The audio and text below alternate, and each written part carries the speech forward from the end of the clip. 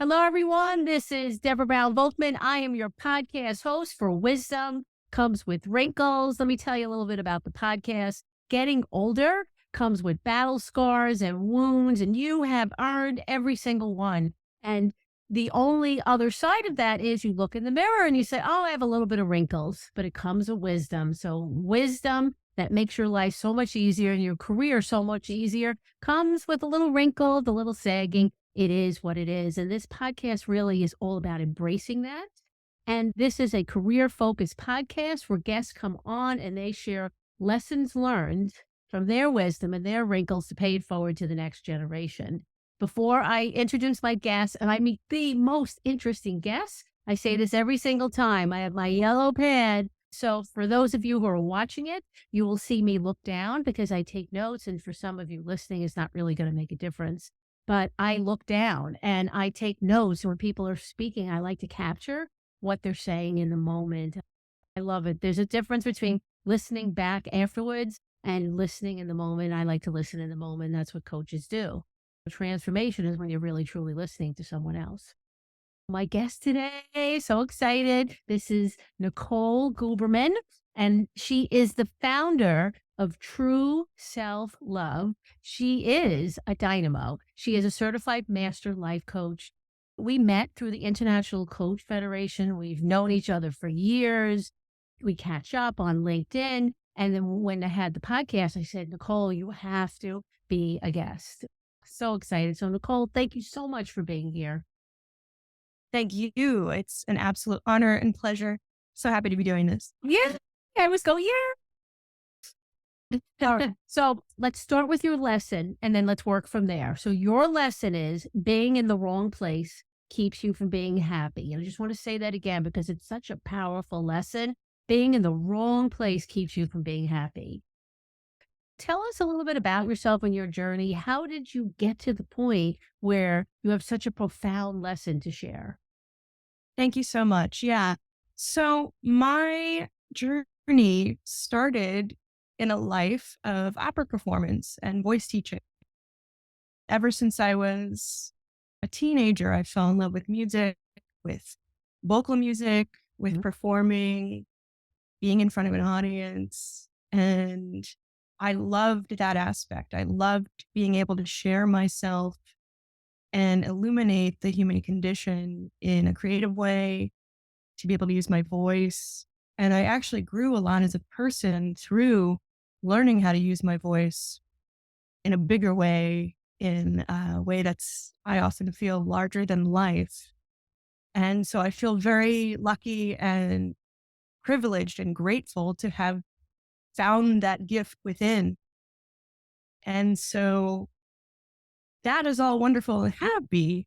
However, the process of going through that journey and going through the trials and tribulations of what it is to be an artist and what it is to pursue the field, very challenging. It's a very challenging life. There's a lot of sacrifices that one makes. There are a lot of choices that we have to decide in order to get to where we want to go. And I was young, I was hungry, I was ambitious, I was a go-getter, I wanted to do things. I still am. Yes. After a while, your life is consumed by this feeling. It's a very self-involved life. There's nothing wrong with that, but you have to decide, are my needs getting met? Am I having a well-rounded life? How are my relationships? How are my self-care habits? Am I doing well financially? All of these things. And there were pros and cons to that life I had chosen. And after a while, the cons outweighed pros. Yeah. And that was very difficult to accept. But ultimately, I had to accept it because I no longer wanted to keep myself stuck and struggling and not really letting myself show the world who I actually am. Yes. And It includes Yes. being a performer, being a singer, all of those things. It never went away. It's still there, but I had more to share. I had more to give. And the only person that was suffering from not being able to do that was me. And to make the changes. And Okay. along the way, All right. No, all right, Nicole, can I just say something? If you don't mind, I have to say something because there's so many gems already in what you just said. Are my needs getting met? Are my needs getting met? It's almost you have this gift and it's like I have to respect this gift and I have to put myself second to this gift. There's like a starving artist. I have to do this. I have to do this for my gift. And I think you got to a point where you said that really, truly just doesn't work for me. and it might work for somebody else. And if things had gone differently when I was younger, things may have been different down the line. And Right. so I accept that.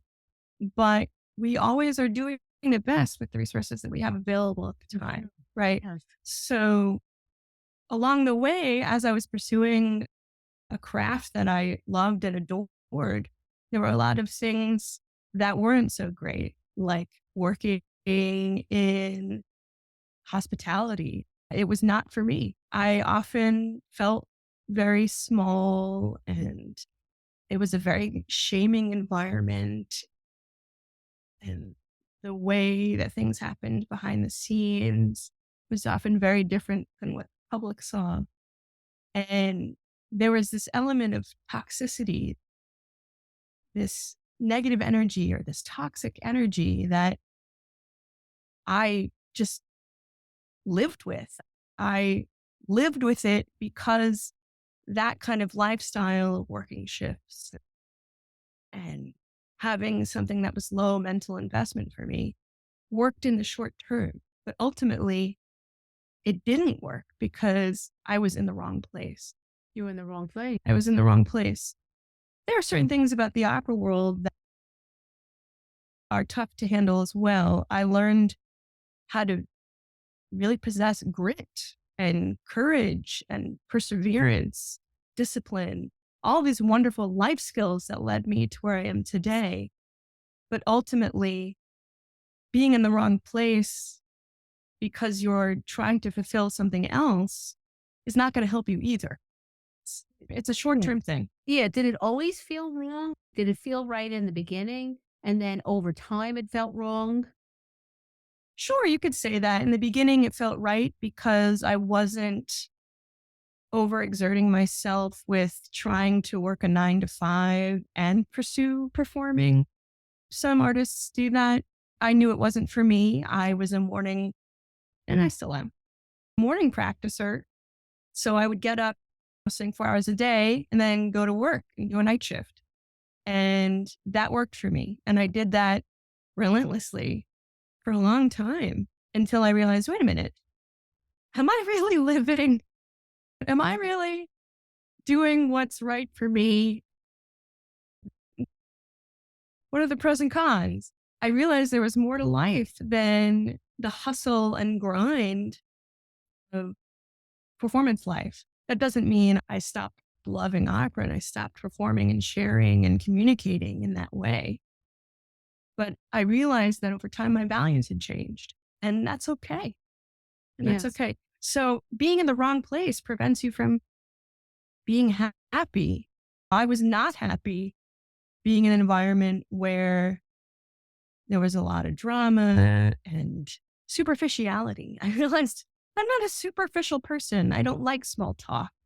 I need to be able to connect with people in a deep way and to really feel that there's this reciprocity going on. There's nothing wrong with working in the restaurant biz. Nothing. But you have to decide, does it work for you? Does it work Right. for me? All right, so then what did you do? So at a certain point, you could clearly see that the cons outweigh the pros. Like, I feel it. I feel like you were ready to go. So you had this revelation that I need to be happy. I'm in the wrong place. And then how did you get yourself into a place of happiness? It's a great question. Through a lot of self-reflection, consulting mentors and people in my life that I could trust who believed in me, who supported me. Without them, I would still be suffering and struggling in a way that obviously wasn't good for me. So while I was performing, I was also teaching a lot, teaching voice. And that led me actually to the coaching industry because of that one-on-one dynamic where I could help people grow and transform and really actualize themselves as people, not only as a performer, but as a person. And that really lit me up. I really loved it. So years ago, being still a youngin' in the world, I got into coaching and I loved it. I thought it was incredible. And yet I still had this pull towards singing and performing and pursuing that life. And so there was this push and pull of, I don't know if I can do both. I don't know if I can handle it. One thing is going to suffer if I do one thing or both at the same time. All these kinds of things. I had all these limiting beliefs. Maybe some of it was true. Maybe I did know myself on some level that I don't know. I don't know if I can do both right now. I was still young. So I told myself, do the things that are super important to you now. And at that point, I really wanted to continue singing. So I put it to the side, all the while still making the choice to do something that actually didn't work for me, which was working in restaurants and having a life where I was playing small. Okay. All right. So basically you put the coaching on the side and you were going back and forth, right? You were going back and forth. Yeah, I was dabbling. I was dipping my toe in the water. I was hesitating. So how did you make the decision? Because at a certain point, you did take the leap, and it is such a courageous thing to take a leap. So, what had you get over that back and forth and that hump? I realized I was worthy. Oh, that's cool. Being happy of having a different kind of success in my life. I was worthy of love in relationships. I was worthy of more. I realized that suffering was not going to take me to where I wanted to go. That's right. Had built so much confidence in myself over the years and so much grit that it was, nope, got more to do. And it's now or never. Wow. If I hadn't gotten to the place where I had finally landed musically, that would have bothered me. So I put all of my energy into what I wanted to do and needed to do at the time. And then after that, I was happy. Sure, I could have gone farther in my performance pursuits, but it was more a journey of personal growth for me, of being in competition with myself. And once I finally felt that I had gotten to a place where I was fulfilled, I felt good about what I was doing, I felt good about my instrument, then that actually allowed me to say, okay, there's more I need to explore here. It's not just about me anymore. So are you happy? Are you happy now? Oh, absolutely. Yeah, you Absolutely. look happy. For those of you who are listening and you can't see it, she has a beautiful smile on her face. You look happy. You absolutely positively look happy. Thank you. Yes. And life is still going to be challenging, even when we make these realizations. Being in the wrong place prevents you from being happy.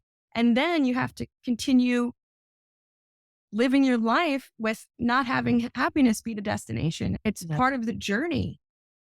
And that was very important for me to realize, once I get to this place, then I'm going to be happy. Once I do this, then I'm going to be happy. We can't live like that. We have to be able to craft a life, build a life, cultivate a life where there are many parts of ourselves that are being fulfilled. So having this kind of one-track mind, these blinders on, it served me for a point. And then it was like, wait a minute. What about the rest of my life? I can't neglect that. In a way, it was denying myself. Yeah. And this is what I love helping professionals do, to stop denying themselves, to help them stop abandoning themselves so that they develop a deeper sense of confidence, a deeper self-belief where they can go after what they want without fear without these limiting beliefs, without shame, without guilt, so that they're free to be who they are authentically and from a place of power. I had learned how to feel that power and exude that power. And it was like, wait a minute, I need to help others do this too, because it just felt so good to see others experience that kind of transformation. So if you had to, if there was like one thing, someone's listening today and they say, I'm in a career and I'm not happy. I have self-abandoned myself. Like, where could they start? Like, what is one thing that they could do today? I would say start with acknowledgement and forgiveness. You have to forgive yourself for the choices that you've made because you were only doing the best that you knew how. You have to forgive yourself for being human and have the self-compassion, find the self-compassion. That's something I know we talked a lot about. I was so critical of myself. I was very hard on myself and in ways that pushed me forward. But ultimately, I was really missing a lot of inner self-compassion. And so once we can start to accept the situation, be aware of actually what's really going on, and forgive ourselves for whatever we've experienced and forgive others too. That's wonderful. That's important. That's important as well. Yep. I would say start there. There's so many other things. I think you start with, like you said, you start with self-compassion and self-forgiveness. I like what you said. We're a human being and we're doing the best that we can. All right. So these podcasts go quick. So I know. believe it or not, we're in wrap up time. So is there anything else that you would like to say before we wrap up? So many things, but if I could keep it, I got to keep it concise. When you realize that something is not working, be decisive. Yes. Make a decision. It could be something very small. I need to get more sleep, so I'm going to bed earlier. Or if you're not happy in a position, if the workplace is toxic, understand it, accept it, and then make a decision on how you can improve that for yourself and how you can improve that situation.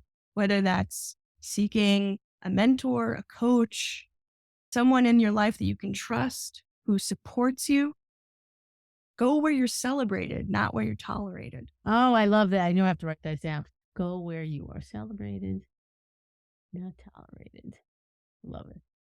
All right. So how can our listeners find you? Yes, they can find me online. My website is trueselflove.club. I loved that because it has this kind of rhyme to it. And I loved that play on words, but it also is community. This is about community, about being around people who support you, who champion you, all those kinds of things. So that was part of that as well. You can also find me on Instagram, TikTok, Facebook. In general, the handle is at Nicole, the True Self Love. You can also email me at Nicole@trueselflove.club. All right. That's wonderful. Nicole, I just want to thank you so much for being here. I learned something new. And what I learned from you is self-forgiveness and self-compassion, because I'm the same way. I'm very tough on myself. I'm very critical. Why did I make the decisions that I did? It's because that's the information that I had at the time. You could only go with what you have. You could look at something later and say, I should have done something different. But I guess if you were meant to do something, you would have done something different. So I just want to say thank you. Thank you. Kisses, kisses. Thank you so much for being here today. Thank you so much, Deborah. What a pleasure and honor. So this is Deborah Brown-Volkman, your podcast host for Wisdom Comes with Wrinkles. I want to thank you very much for being here, and I will see you next time.